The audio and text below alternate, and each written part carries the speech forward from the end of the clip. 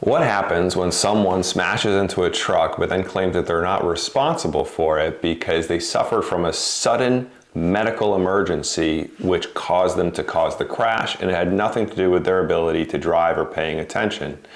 Let me tell you the story about how we overcame a BS defense of that nature to recover $300,000 for an officer who was sitting in his car parked at the side of a detail.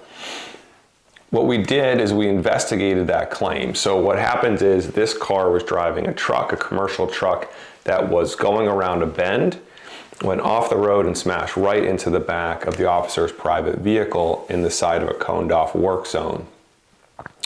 We were able to prove with the help of an accident reconstructionist and analyzing the medical records, several other things, but essentially through cross-examining the defendant, his story started to fall apart. When you looked at the curvature of the road, what you saw is that based on his testimony, if he actually lost consciousness, where he says he did as he had this coughing fit, an episode which can take you out of consciousness, he really should have gone off into the woods, not able to negotiate the curve and strike the officer's vehicle that was parked. On top of that, we were able to recover from photos and a detailed analysis, there were small skid marks in the road, which of course would be hard to leave if you don't hit the brakes as you're approaching the vehicle in front of you. So the truth of the matter is, if it is absolutely true that someone loses consciousness and it wasn't negligent for them to be driving at the time, they had no reason to know that they were sick or anything like that, that is a complete defense to negligence.